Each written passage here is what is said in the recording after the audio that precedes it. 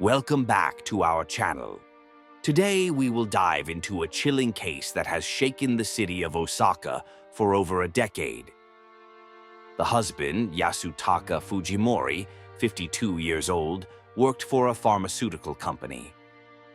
His wife, Mitsushiro Fujimori, 46, was a homemaker. The couple had two sons, Yoshiro Fujimori, 21, and their younger son, 19, both university students. What seemed to be a peaceful family life was shattered when the mother and eldest son mysteriously disappeared. Behind this disappearance lie dark secrets and the hidden shadows of a family that once seemed happy. Has the truth come to light? And what was the real motive of the perpetrator? The answers may send chills down your spine. Let's rewind to 2011 and begin this journey of discovery. On August 14, 2011, a Sunday like any other at Higashi Tennoji Park in the Tennoji district of Osaka, a horrifying event unfolded. The park, just a 5-minute walk from Uehonmachi Station, isn't too large and stretches north to south. Inside, a spacious lawn serves as a relaxing spot for local residents. Since there are no fences around the park and it's free to enter, anyone can come and go at any time. At around 7:30 a.m. that day, a park cleaner was doing his usual rounds. While sweeping, he noticed a metal container lying on the ground not far away. Assuming it was discarded trash, he approached to clean it up. However, when he tried to lift it, the unusual weight startled him. Something was inside. Upon closer inspection, he saw that the lid was sealed with tape. Curious, he peeled off the tape and opened the lid. The sight that greeted him was terrifying. As soon as the lid came off, a foul stench hit him. Inside was a human skull. Horrified, the cleaner dropped the container and stumbled backward. He immediately called the police. Minutes later, a large police presence had arrived, cordoning off Higashi Tennoji Park to prevent anyone from entering or leaving. The investigation began immediately. The metal container was 24 centimeters in length, 24 centimeters in width, and 35 centimeters in height, with a volume of about 18 liters. Due to this volume being roughly equivalent to 1:2, a traditional Japanese unit of measurement, this case became known as the 1:2 case. A label from a pharmaceutical company was stuck to the container. Inside, along with the skull, police found part of a human ankle bone. The container's mouth had been sealed with several layers of vinyl tape, often used to prevent pipe corrosion or insulate electrical wires. It seemed the perpetrator had tried to block the smell from escaping. Clearly, it was a murder case, but with only part of the victim's remains, their identity remained a mystery. Meanwhile, police interviewed the person who reported the case. He stated that he was a cleaner at Higashi Tennoji Park, and that every morning he cleaned the park and collected recyclable waste. That morning, he had intended to take the metal container to sell, only to discover the gruesome contents upon opening it. The cleaner also mentioned that a few local residents were exercising in the park that morning, but he hadn't noticed anyone suspicious. Some park-goers confirmed seeing the container during their morning routine, but none could recall when it first appeared, as they hadn't paid attention to it. Hoping to find more clues, the police expanded their search around Higashi Tennoji Park. Their efforts paid off. At 2 p.m. that day, they found a second metal container on a street not far from the park. This one appeared older and rustier, containing more human bones. The next day, locals reported a third container found in a parking lot 100 meters west of the park. The police arrived and found it contained a fragment of an ankle bone. Unlike the first, these two containers were not sealed with tape. However, they were identical in size and style, leading police to conclude they had likely been discarded by the same person. Later, the forensic results were revealed. DNA testing showed that the bones in the containers belonged to two people, a mother and son. Since only parts of their remains had been found, the exact cause of death couldn't be determined. Their deaths were estimated to have occurred around 2006, 5 years earlier. When police cross-referenced the victims' information with missing persons reports in Osaka, they identified the two victims: Mitsushiro Fujimori, 46, and Yoshiro Fujimori, 21. According to records, the two had disappeared in April 2006, over 5 years earlier. Let's rewind to April 2006. Yasutaka Fujimori, Mitsushiro's husband, had gone to the police to report his wife and eldest son missing. He said they had mysteriously vanished the previous month, and he suspected they had left voluntarily. The family also had a younger son, and Yasutaka didn't want him to suffer from the loss of his mother and brother. According to Yasutaka, he and his wife had known each other since college. After graduating with both families' support, they married and moved into an apartment in Osaka. When his father passed away, Yasutaka inherited a printing business, which provided a stable income. Mitsushiro quit her job after becoming pregnant to take care of their family. Later, they had another son. The family of 4 lived happily for a time. However, the printing company eventually went bankrupt due to poor business. To make ends meet, Yasutaka had to find a new job. He was hired as a manager at a pharmaceutical company. Although his income was decent, it didn't compare to the glory days of his printing company. Over time, his wife began complaining that his meager earnings weren't enough to cover the family's expenses. The couple frequently argued over money. During one heated argument, Mitsushiro shouted that she wanted a divorce and left the house. She accused her husband of being useless, unable to provide for their family. At first, Yasutaka thought his wife was just venting. To his surprise, Mitsushiro really left, taking their eldest son with her. He didn't know where they had gone, and when he called, only received a busy signal. He searched everywhere he thought they might be, but found no trace. Yasutaka suspected his wife was having an affair and had run away with another man.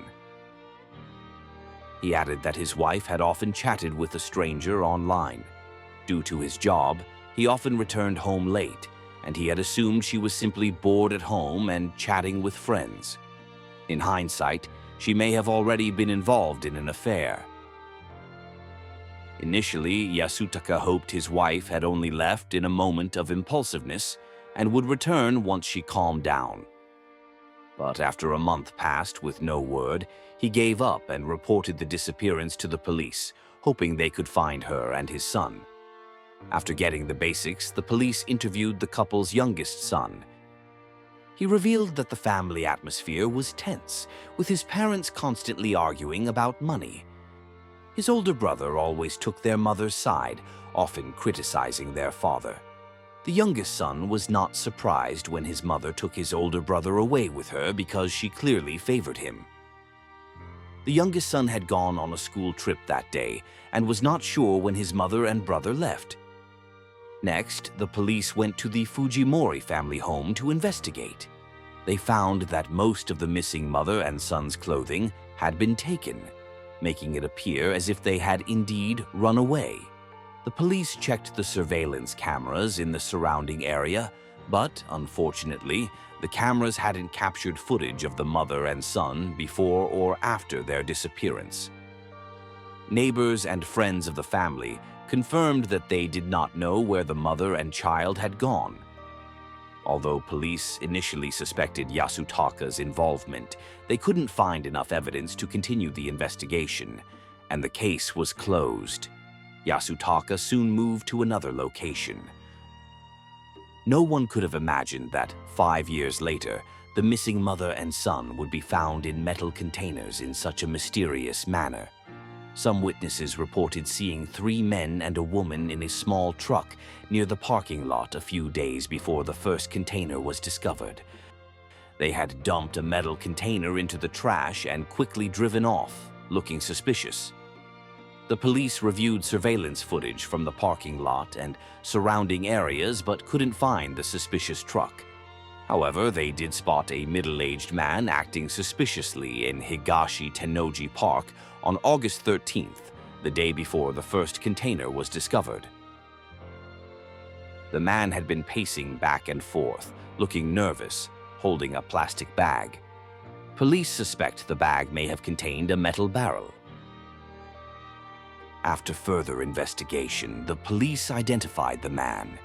It was none other than Yasutaka Fujimori, 57, the husband of Mitsushiro and the father of Yoshiro. Yasutaka was currently unemployed and living alone in an apartment near Higashi Tennoji Park. His apartment was across the street from the parking lot where the third metal container had been found. Just one road separated them. Yasutaka had once worked for a pharmaceutical company, the same one whose label was found on the metal container. With the evidence gathered, the police identified Yasutaka as the prime suspect. They theorized that, after the escalating tensions with his wife, Yasutaka had killed her in a fit of rage during an argument. When his eldest son witnessed the crime, Yasutaka murdered him as well to cover his tracks. Afterward, Yasutaka reported their disappearance to the police to mislead the investigation. A month after the case broke, the police arrested Yasutaka for corpse disposal. When questioned, Yasutaka claimed he had no memory of discarding the metal containers. He said he had quit his job at the pharmaceutical company 2 years earlier due to health issues and had been living off welfare ever since. To save on living costs, he had moved to his current apartment. He often visited Higashi Tennoji Park for walks, as it was a public park with lots of people around. Regarding the metal containers, Yasutaka claimed he didn't know anything about them, insisting he hadn't seen such containers since leaving the company. Of course, the police didn't believe Yasutaka's statements.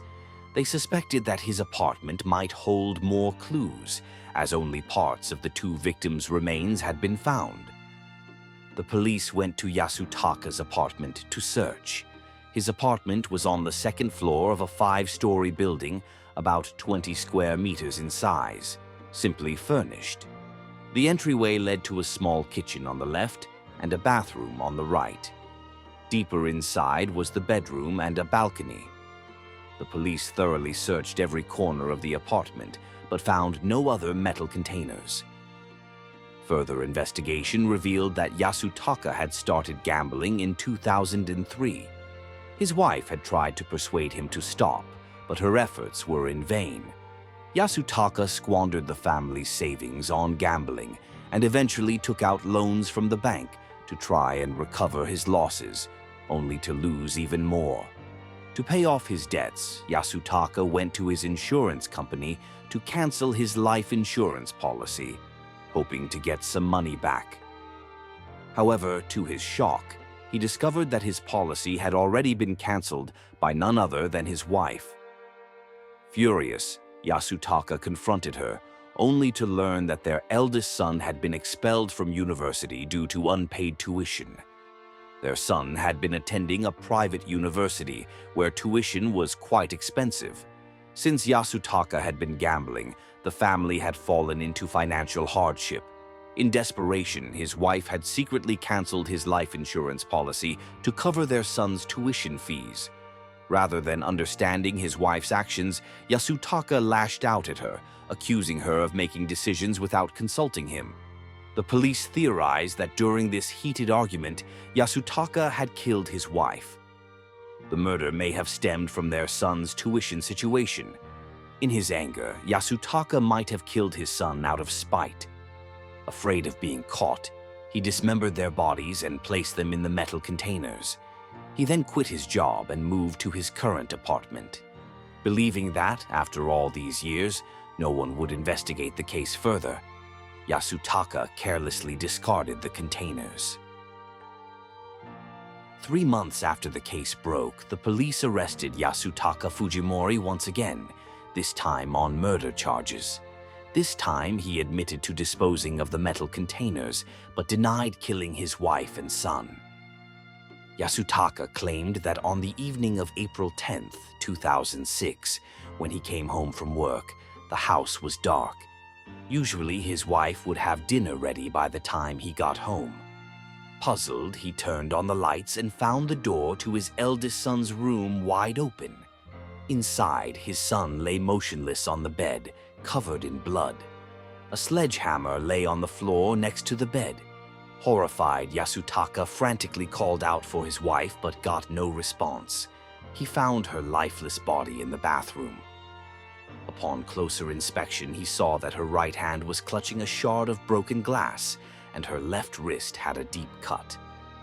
Losing both his wife and son at once was devastating for Yasutaka. He believed his wife had killed their son with the sledgehammer and then taken her own life with the glass shard, perhaps out of despair over their situation. The police asked why Yasutaka hadn't mentioned these details when he reported them missing 5 years earlier, and why he had dismembered their bodies and placed them in metal containers. Yasutaka explained that at the time of the incident, his younger son had been on a school trip. He didn't want his remaining son to learn of the tragedy. He secretly took the bodies to his company and used a saw to dismember them, placing the remains into 4 metal containers. He then sealed the containers in cardboard boxes and stored them in the company's warehouse. Afterward, he told his younger son that his wife had left with their eldest son. The younger son believed his father's story. 3 years later, as Yasutaka's health declined, he quit his job. Before leaving the company, he retrieved the metal containers. Facing financial difficulties, Yasutaka moved to a smaller apartment. His younger son moved out, and Yasutaka lived alone. However, the apartment was too small to store the containers, so in late July of that year, he began disposing of them at various locations. He never imagined the containers would be discovered so quickly. Yasutaka's confession seemed plausible but raised many questions. First, as a family member, why would Yasutaka's first reaction be to hide the bodies instead of finding out what had happened? Second, his ability to coldly dismember his wife and son was shockingly cruel, not something a normal person would easily do. Third, Yasutaka claimed to have placed the bodies in 4 containers, but the container's capacity wouldn't have been enough to hold the remains of 2 adults. Finally, hiding the containers in his company's warehouse was incredibly risky. Someone could have discovered them at any time. The police wanted to press Yasutaka for more information, but from that point on, he remained silent, refusing to speak further. He didn't even reveal the location of the 4th container.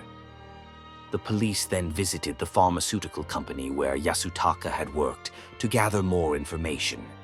His former colleagues had mixed opinions about him.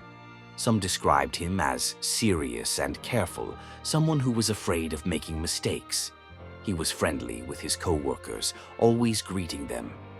Many people had a good impression of him, and the company's owner was especially fond of him. In 2006, the company owner's daughter died in a car accident. When Yasutaka heard the news, he reportedly said, "If something happened to my family, I would never forgive the person responsible." It was clear that Yasutaka loved his family deeply. He often bragged about his eldest son to his colleagues, saying that he was an exceptional young man. However, others noted that Yasutaka had a hot temper and would often get angry for no reason. He also had the odd habit of muttering to himself, which people found strange. Yasutaka frequently arrived late to work, and on some occasions he even came in drunk. At first, some kind co-workers offered to help, but Yasutaka lashed out at them. After that, people kept their distance from him. The police then spoke with the company's warehouse manager, but no one recalled ever smelling anything unusual in the warehouse. Since Yasutaka had claimed he used 4 containers, but only 3 had been found so far, the police suspected the 4th container might still be hidden in the warehouse. They conducted a thorough search but found nothing. Next, the police went to the apartment where the Fujimori family had lived in Osaka. With permission from the current tenant, they searched the place. Luminol testing showed clear traces of blood in one of the bedrooms. In addition, bloodstains were found in the cracks between the floorboards and along the baseboards. DNA testing confirmed the blood belonged to Yoshiro, Yasutaka's eldest son. This discovery marked significant progress in the investigation, but more evidence was needed to convict Yasutaka. While the police were at a standstill, a woman named A, claiming to be Mitsushiro's close friend, came forward with crucial information. A said that before she disappeared, Mitsushiro had often confided in her about Yasutaka's gambling addiction. Mitsushiro was devastated and felt helpless. She had mentioned that their eldest son's tuition money was running out. But her husband didn't care. He was only focused on his own pleasures. Yasutaka would stay out drinking late into the night and come home reeking of alcohol. When he got home, he wouldn't even shower, just collapse into bed. The next day, he would go to work, drunk. He added that after Mitsushiro and her son disappeared, Yasutaka showed no signs of grief or worry and didn't actively search for them. Instead, he continued his daily routine as if nothing had happened. I found his behavior extremely odd and heartless. Mitsushiro had also told A that Yasutaka had been physically abusive. Whenever things didn't go his way, he would beat her. I believed that if Yasutaka had killed his wife and son in a fit of rage, it wouldn't be surprising. The police continued their investigation, speaking with residents in Yasutaka's current neighborhood. One local pharmacist who had lived there for decades said he had never heard of such a horrific case before. He knew Yasutaka, who had come to his pharmacy to buy medicine. Yasutaka seemed normal, and they even chatted for a bit. The pharmacist was shocked that Yasutaka was involved in such a gruesome crime. Another resident noted that Yasutaka lived alone in his apartment, and his younger son rarely visited. They often saw Yasutaka walking in the park by himself. He rarely mentioned his family, so no one knew much about them. The police continued to question Yasutaka's youngest son, who stated that his father was a reserved and quiet person, which meant the two rarely spoke to each other. Due to his busy work schedule, the son rarely visited his father and, thus, he had never seen the strange metal containers in the house. Although he had doubts about his mother and brother's disappearance, he never investigated further. He believed that his mother had always favored his older brother.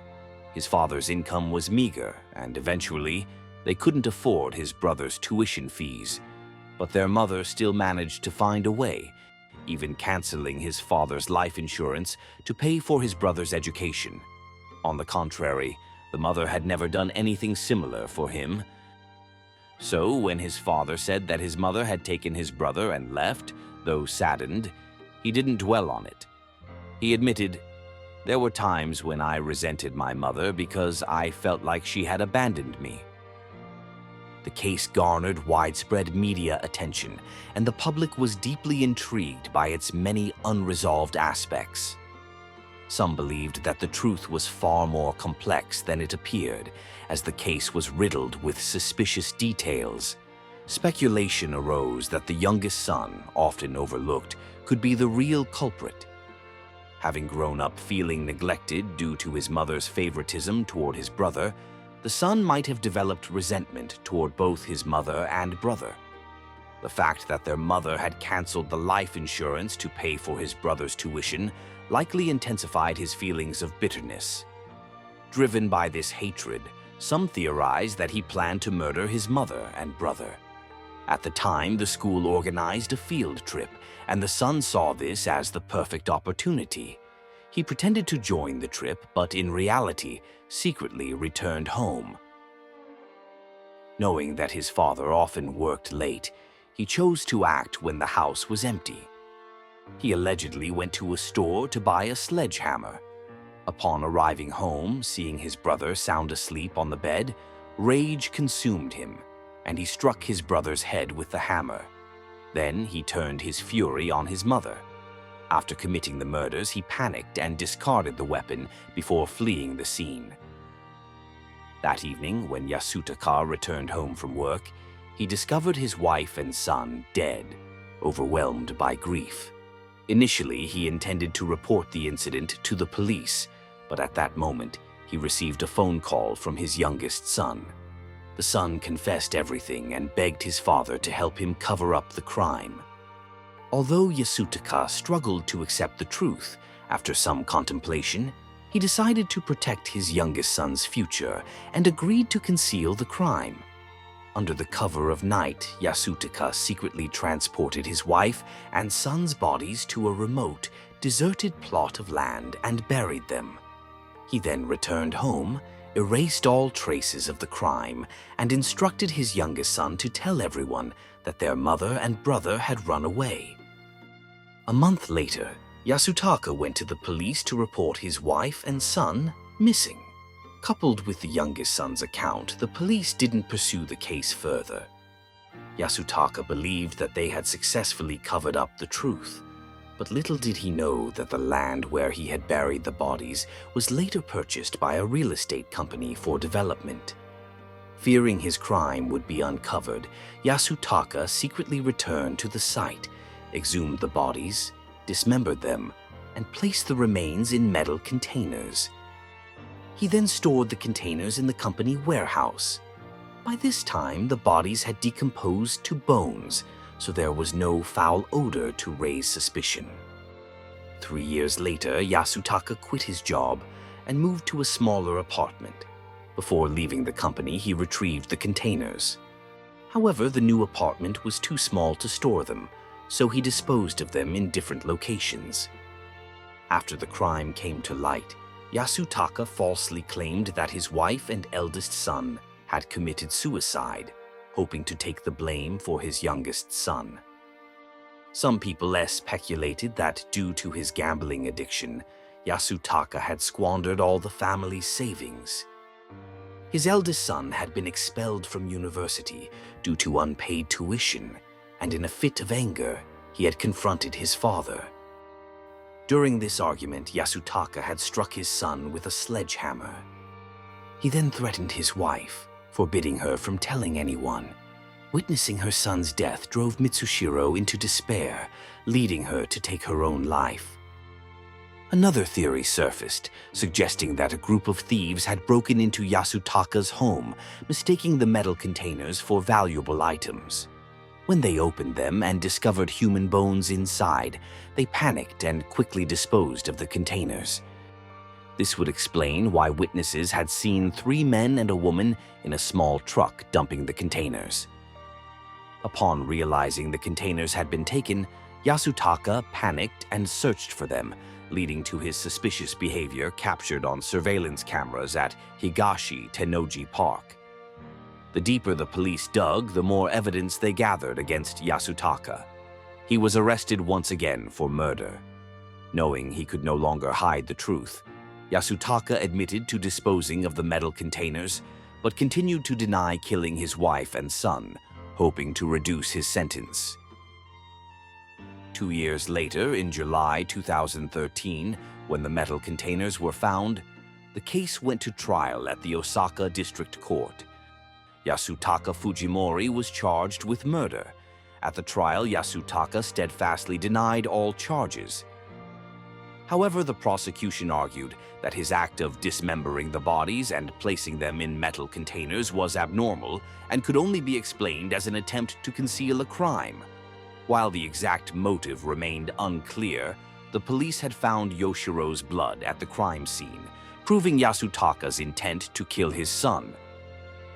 As for Mitsushiro, there was no evidence to indicate she had been attacked before her death, leaving the question of whether Yasutaka had intended to kill her unresolved.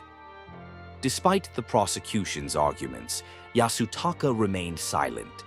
After a lengthy trial, the court delivered its final verdict. Yasutaka Fujimori was not convicted of murder, but was found guilty of manslaughter and corpse disposal. He was sentenced to 28 years in prison. To this day, Yasutaka remains incarcerated. The apartment where he once lived has since been renovated and put up for sale. The gruesome case of the Fujimori family came to a close, but the dark shadows it cast continue to haunt those involved. Yasutaka's 28-year sentence seems insufficient to quell the public's outrage. The question of who the real culprit was and the true motive behind the crime remains unanswered. Did Yasutaka take the fall for his youngest son, or does the seemingly quiet, unassuming younger son harbor a dark secret? After graduating from university, Yasutaka's youngest son moved to another city, severing ties with family and friends. His connection to the case faded into obscurity. However, the truth has a way of coming to light. Years later, an anonymous letter was sent to the Osaka police station, accompanied by a USB drive. The sender was none other than Yasutaka's youngest son. The USB contained a video of Yasutaka confessing to the crime. In the video, Yasutaka admitted to killing his wife and son in a drunken rage, then staging the scene to frame his youngest son.